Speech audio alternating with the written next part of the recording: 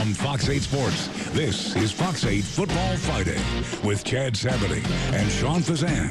Sponsored by ChooseNissan.com. Week 8 of the prep football season. A few undefeateds trying to stay that way. Ponchatoula.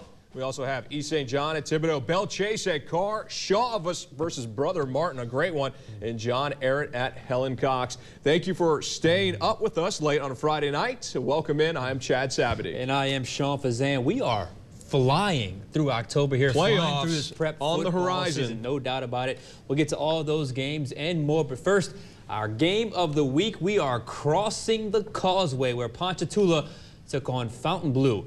Garland Gillen had a front row seat for all the action. Guys, a rival coach in Ponchatoula's district told me yesterday that this Green Wave team has a great shot of going to the Superdome. After tonight, I believe him. The Green Wave are undefeated at 7-0 and number 3 in the state. Fontainebleau 4-3, looking for the upset. Georgia Tech verbal commitment Christian Campbell goes to work early against Fontainebleau. Deep to Jakal Holmes, 43 yards into Bulldogs territory. A few plays later, Campbell calls his own number. He's gone. 29 yards for the score. Green Wave on top, 7-0. The Bulldogs respond on their opening drive. Quarterback Mason Blocker with a sweet touch on the ball, complete to Brady Morgan for 26 yards inside the Wave 20. Blocker back to the air, finds Hunter Bastian at the back end line, gets the foot in for the score. We're knotted at 7. Second quarter, Fontainebleau's Hunt Thompson gets picked by the Green Wave's Javard Mitchell. Nice grab by the senior linebacker. The very next play, the Green Wave makes him pay. Holmes goes untouched, 29 yards to pay dirt. Ponchatoula 14-7. The Green Wave D keep the heat on. Thompson gets sacked, ball rolls around, and finally Cordell Jones recovers for the Wave. Campbell's makes the Bulldogs pay with a short field. Surveys the end zone, finds Marquise Relaford for the 5-yard touchdown. Ponchi 21-7. Campbell can kill you with his arm and his legs. Back to the ground, and no one gets a finger on him. 58 yards to the house. The quarterback accounted for 3 of the Wave's 4 scores in the first half, 28-7. Right before half, the Bulldogs looking to keep the game close. Blocker to the end zone, but it's intercepted by the other quarterback. Campbell playing both ways. Wave lead 28-7 at half. Second half, these Bulldogs still have some fight in them. Blocker to Cole Sissing, 26 yards on the connection. Ponchatoula 28-14. Campbell and the Wave back on the attack with the deep ball. Doesn't get any better than this, fellas. 48 yards to C.J. Cole for the score.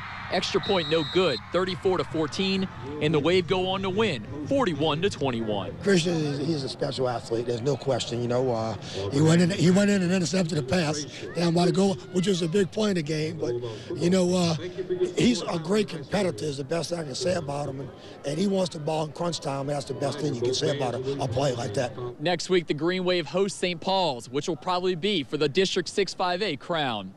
From Mandeville, Garland Gillen for Fox 8 Football Friday.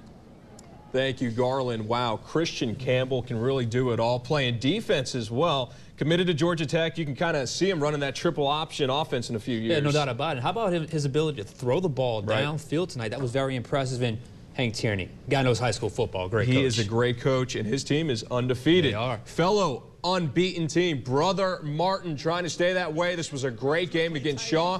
Eagles led 3-zip early, but Sean, special teams are special for the Crusaders. Look at him go. Kyler Johnston takes it from the 5, and he turns on the Jets. A few key blocks as well. 95 yards to the house. Brother Martin on top, 7-3. They've got plenty of playmakers, and you know this man well. Bruce Jordan Swilling from the Wildcat, just speed for days. Now, he would get hurt in this game, though. And then later, 14-3, Crusaders on top, make it Shaw 14-10 because they got Trey Regis, great running back, right up the gut, just would not be denied, bowling over a few defenders, 14-10. Regis went over 100 yards in the first half alone. They've also got quite an athletic quarterback. Check out Matt Keller. This was a great play. I saw this and I thought, Johnny Manziel, he's just got the wheels. Look, and he's got that natural just ability to find the end zone. Found the cone and got in there. Drop the shoulder as well. Eagles led 20-14 at the half. They were in control, but Brother Martin comes all the way back. 29-21. Crusaders score here. Kyler Johnston, just another big play. And they go for 2. Jared West, just another dynamic back in that backfield. 2-point conversion is good, 29-29. All right, Sean Fazan, your alma mater, game on the line, under a minute to play. Brother Martin's coming all the way back. Credit Jake Brogy for keeping this play alive. And, hey, give your guy a chance. Gets it to Kyler Johnston, who breaks a tackle in the speed. We thought he was going to get in there. Nice tackle there. He's down at the 2. And Brother Martin would cash in. The sideline is going They were happy bananas. Indeed. Jared West, that is your game winner. Crusaders remain unbeaten, 36-29 the final. What a win by my Crusaders. Shaw played very well, though. That Catholic League is truly something. Okay, Bell Chase versus Edna Carr. Bell Chase's Andrew Hicks, Metro Area's top rusher, shows why here. Quarterback keeper keeps his legs churning.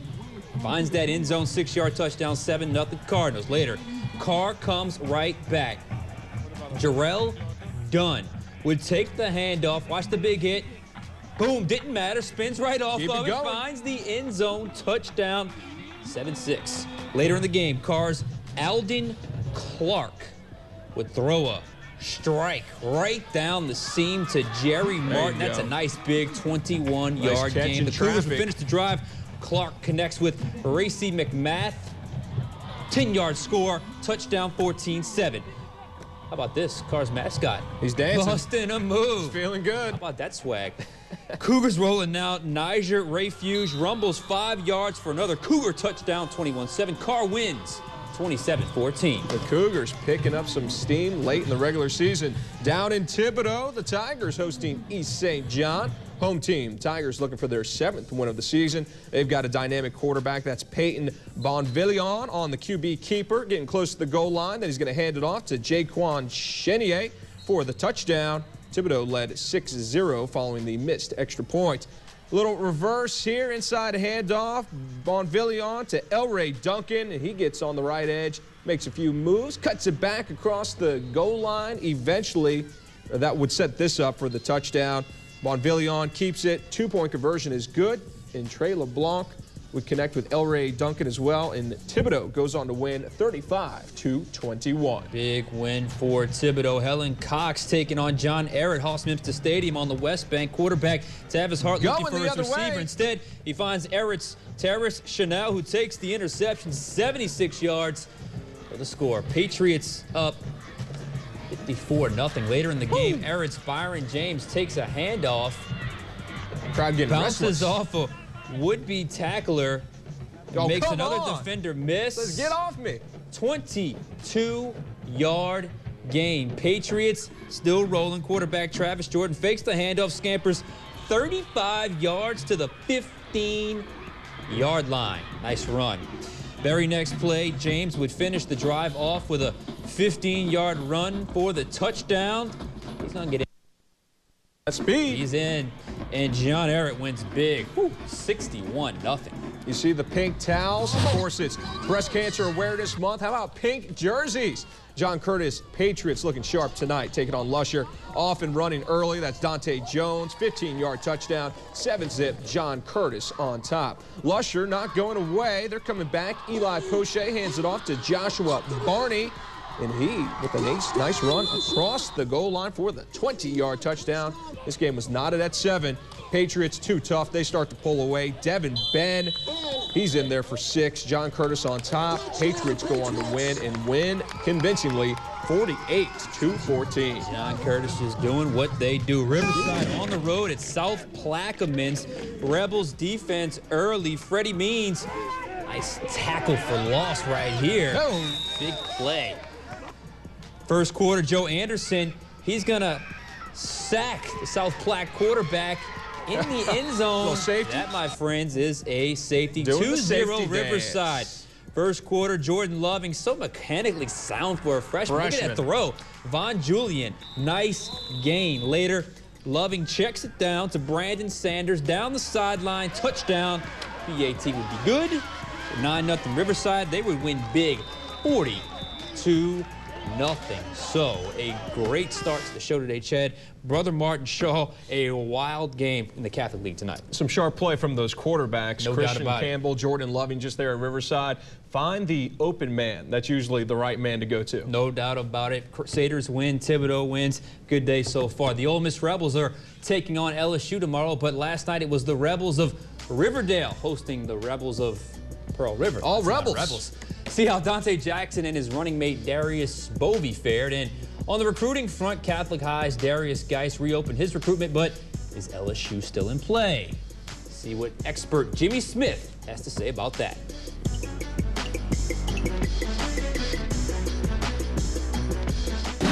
From Fox 8 Sports, this is Fox 8 Football Friday. And welcome back in. Week 8, late October, Sean. Still kind of warm out there. Getting a bit of a chill. A little bit of a chill, so why don't we keep rolling? Let's keep it rolling. Halloween weekend will get Let's cold. get that action going. Joe Yenny Stadium, our next stop. Higgins and Bonneville, first quarter.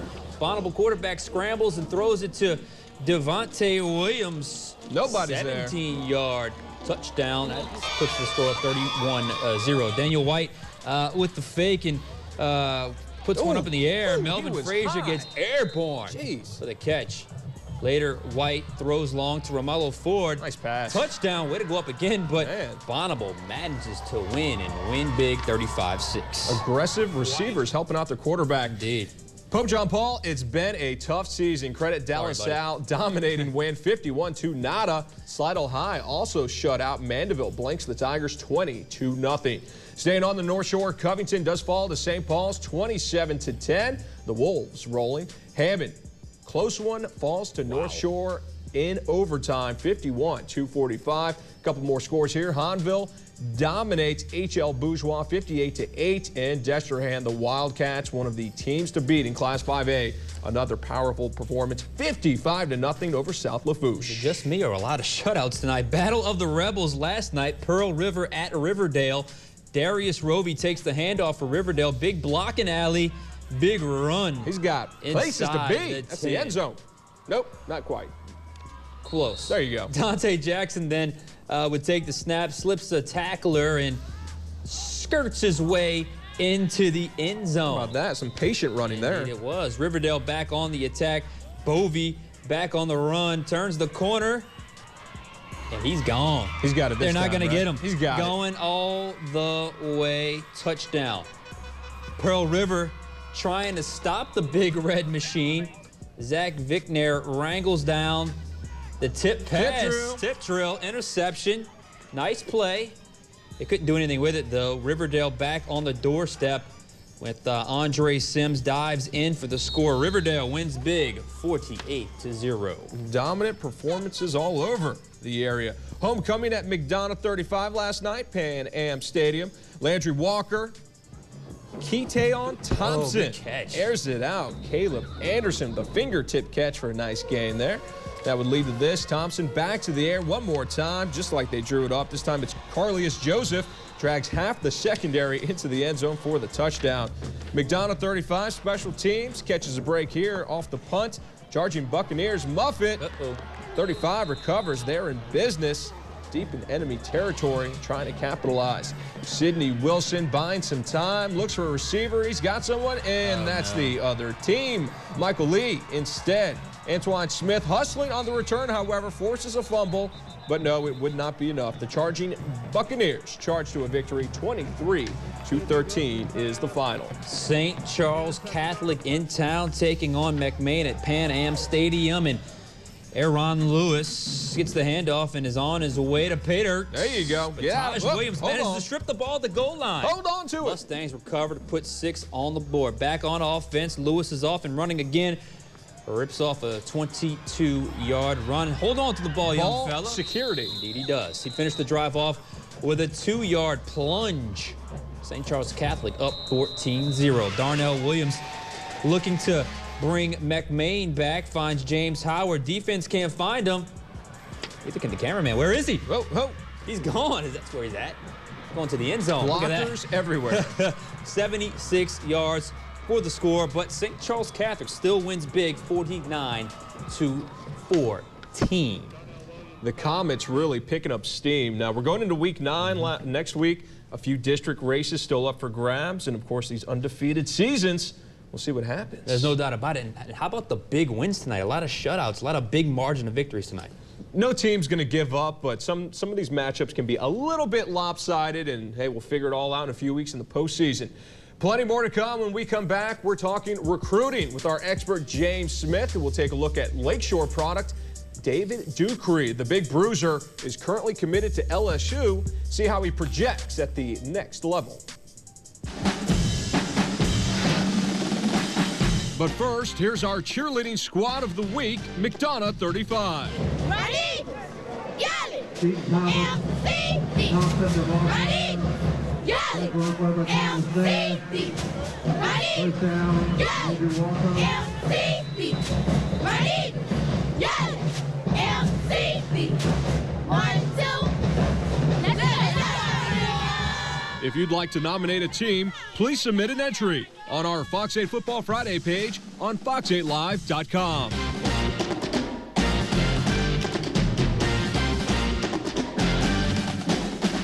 From Fox 8 Sports, this is Fox 8 Football Friday. And we're now joined by James Smith of NOLA.com and Times-Picayune. Prep football recruiting, one of the common themes is early commitments and then, oh, wait, hold up a minute. I'm going to decommit, reopen things up. Darius Geis. Darius Geis, the Catholic High running back. What is his current status right now? I consider him a commitment. You know, when he put out the tweet that he was thinking about opening his recruitment, taking some official visits. That came after a meeting with Frank Wilson, LSU running back coach and recruiting coordinator. They're fully aware of his status, him wanting to explore the process, as you said, retracting a little bit from his firm commitment, maybe in that soft verbal category now. We'll probably take some visits. Don't think they'll be to any SEC schools or LSU rivals, maybe a Notre Dame or a Wisconsin or schools like that. But I think he's a real firm LSU guy in his heart, you know, and I think that's where he ends up at the end of the day. How frustrating can it be from the university's perspective? They put a lot of time and effort into recruiting a young man like Geis. Yeah, see, it's really a process. Once a kid commits, other kids on your board, you might kind of push away and say, we're full at this point, so you stop recruiting other prospects.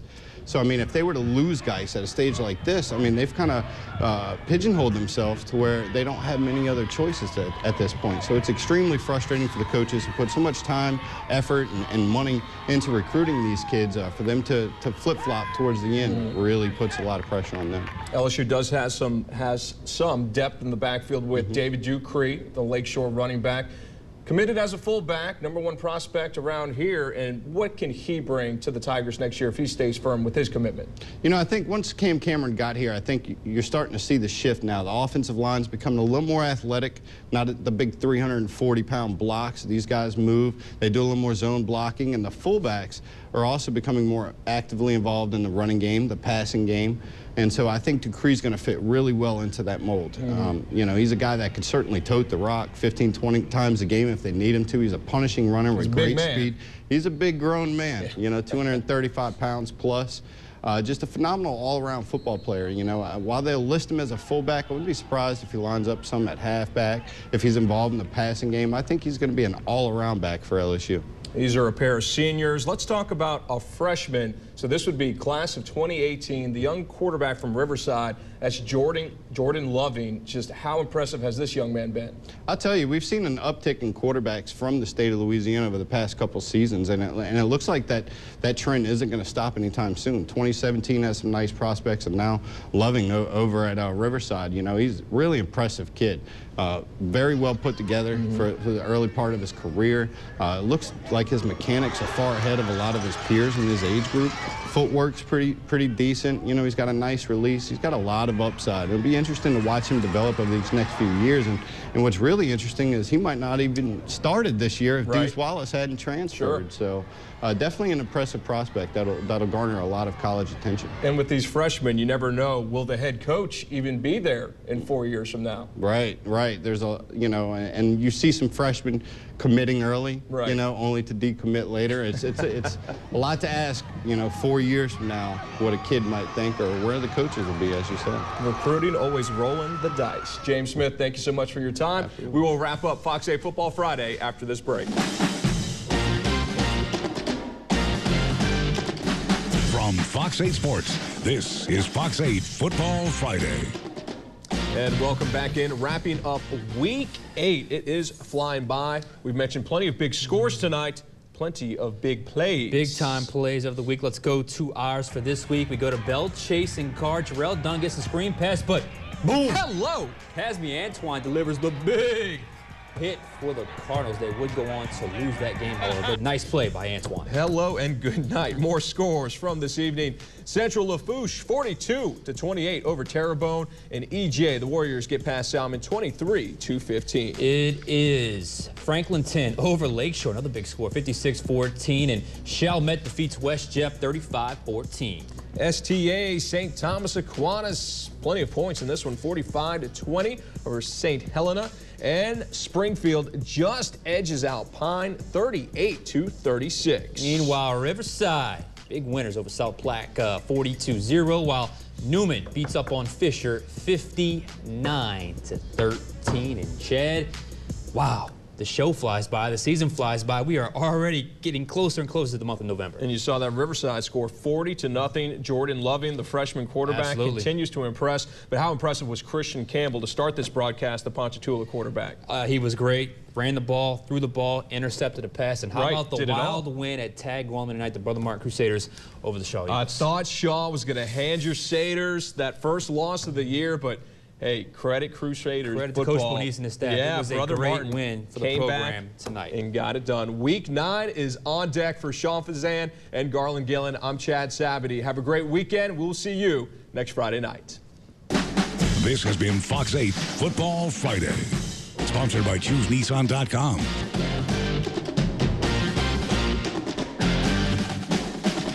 Fox 8 is proudly locally owned.